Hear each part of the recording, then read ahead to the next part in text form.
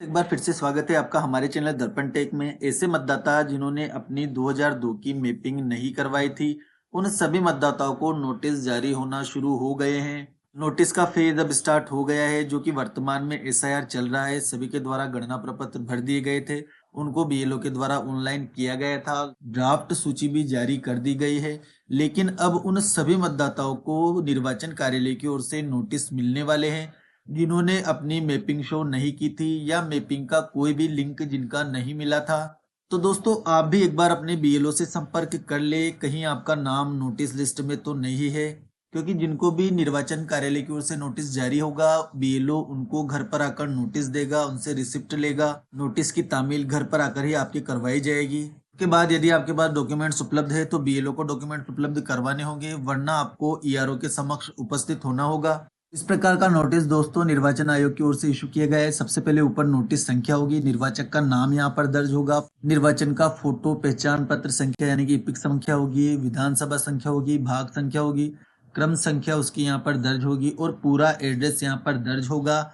Side में एक QR code आपको मिलेगा, जिसकी सहायता से बीएलओ इसको अपलोड कर सकता है, सर्च कर सकता है। इसके बाद आपको लैंग्वेज मिलेगी कि आपकी विधानसभा क्षेत्र में निर्वाचक नामावली का एसआईआर चल रहा है, आपका विधिवत हस्ताक्षरित परिगणना प्रपत्र प्राप्त हो गया है और जांच के बाद पाया गया है कि आपने अपने अपने रिश्तेदार से संबंधित विवरण नहीं भरा है, जो आपको या आपके रिश्तेदार को पिछले विशेष गहन पुनरीक्षण एसआईआर के दौरान तैयार की गई निर्वाचक नामावली में एक पंजीकृत निर्वाचक के रूप में स्थापित कर सके। अब जब आपका गणना प्रपत्र चेक किया गया तो पाया गया है कि पूर्व एसआईआर की कोई डिटेल आपने उपलब्ध नहीं करवाई है, ना तो आपकी करवाई है, ना ही आपके रिश्तेदार की करवाई है। अब ऐसी स्थिति में पिछले एसआईआर के दौरान तैयार की गई निर्वाचक नामावली में कोई ना मैच होने, गलत मैच होने की संभावनाओं को देखते हुए आपसे अनुरोध है कि आप अपना नाम अंतिम निर्वाचन नामावली में बनाए रखने के लिए ईसीआई द्वारा बताए गए मूल दस्तावेज के साथ 29 दिसंबर 2025 पर 12 बजे स्थान यहाँ पर भर दिया जाएगा। मेरे सामने उपस्थित हो। यदि आपके पास डॉक्यूमेंट अवेलेबल है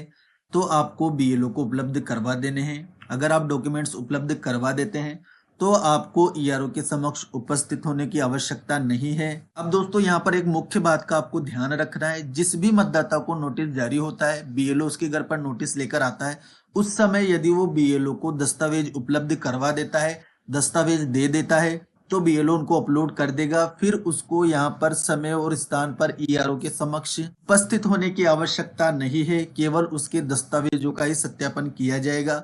दस्तावेज सही पाए जाते हैं तो उसका नाम भी ऐड हो जाएगा। लेकिन जो मतदाता नोटिस मिलने के बाद भी डॉक्यूमेंट्स उपलब्ध नहीं करवाते हैं बीएलओ को, तो उनको जो तारीख उनके नोटिस में दर्ज है, जो समय दर्ज है, ईआरओ के सामने उपस्थित होना है, अपनी बात उनके समक्ष रखनी है। वो उनकी सुनवाई करेंगे कि क्या कारण है कि वो दस्तावेज उपलब्ध नहीं करवा पाए, क्या उनकी प्रॉब्लम है, वो ईआरओ के समक्ष उपस्थित होकर उनको बतानी होगी। ईआरओ हो सकता है उनके लिए समय भी बढ़ा दे, या जो भी निर्णय लिया जाएगा वो अग्रिम निर्णय उन्हीं का होगा, लेकिन उनको उपस्थित होना अनिवार्य होगा। उसके बाद जो भी निर्णय लेते हैं ईआरओ, उसी के अनुसार उनका नाम अंतिम निर्वाचन नामावली में रहेगा या हट जाएगा, वो बात की बात है दोस्तों। लेकिन अब आपको यहाँ पर यदि आपके पास दस्तावेज उपलब्ध है तो कौन से दस्तावेज आपको बीएलओ को देने होंगे। दोस्तों, सबसे पहले तो आपको इस बात का ध्यान रखना है कि जो दस्तावेज या जो सूचना आप उपलब्ध करवा रहे हैं वो बिल्कुल सही हो, क्योंकि गलत सूचना यदि आप उपलब्ध करवाते हैं तो आपके खिलाफ यहाँ पर दंडनीय कार्यवाही भी हो सकती है। दस्तावेज आपको कौन कौन से उपलब्ध करवाने देख लीजिए। यदि आप गवर्नमेंट सर्वेंट है तो किसी केंद्रीय सरकार, राज्य सरकार का पीएसयू नियमित कर्मचारी, पेंशन भोगी का कोई पहचान पत्र हो, पेंशन संदाय आदेश हो, वो आपका चल जाएगा। भारत में 1/7/1987 से पूर्व सरकार, स्थानीय प्राधिकारियों, बैंकों, डाकघर, एलआईसी, पीएसयू द्वारा जारी कोई पहचान पत्र हो, प्रमाण पत्र हो या कोई अन्य दस्तावेज हो 1987 से पहले का, वो होना चाहिए। सक्षम अधिकारी द्वारा जारी जन्म प्रमाण पत्र यहाँ पर वैलिड होगा। पासपोर्ट यदि आपके पास उपलब्ध है तो वो भी चल जाएगा। मान्यता प्राप्त बोर्ड विश्वविद्यालय द्वारा जारी मैट्रिक शैक्षिक प्रमाण पत्र। अब ध्यान दीजिए, यहाँ पर मैट्रिक यानी कि 10th से नीचे का कोई भी सर्टिफिकेट या मार्कशीट आपकी वैलिड नहीं होगी। 10th की मार्कशीट ही आपकी वैलिड होगी। सक्षम राज्य प्राधिकारी द्वारा जारी स्थायी निवास प्रमाण पत्र, मूल निवास प्रमाण पत्र आपका वैलिड होगा। वन अधिकार प्रमाण पत्र यहाँ पर एक दस्तावेज है। इसके अलावा सक्षम प्राधिकारी द्वारा जारी जाति प्रमाण पत्र आप उपलब्ध करवा सकते हैं। राष्ट्रीय नागरिक रजिस्टर यानी कि एनआरसी रजिस्टर यदि उपलब्ध है, बना हुआ है, तो वो आप बता सकते हैं।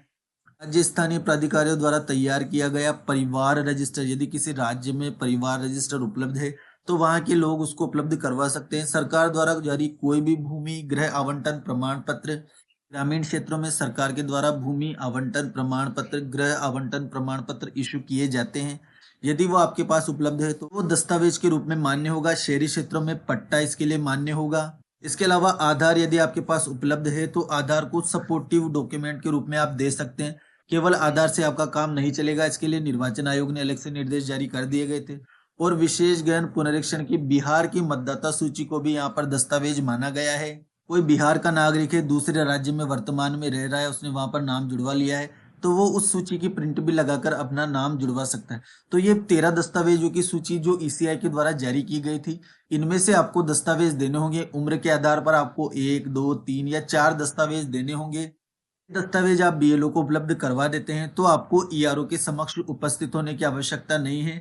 दस्तावेजों के आधार पर ही आपका नाम जोड़ दिया जाएगा। और दस्तावेज उपलब्ध नहीं करवाते हैं तो ऐसी स्थिति में आपको दिए गए समय और दिए गए स्थान पर आपको उपलब्ध होना होगा, आपकी बात रखनी होगी, आपकी सुनवाई की जाएगी और उसके आधार पर निर्णय लिया जाएगा कि आपका नाम मतदाता सूची में रहेगा या नहीं रहेगा।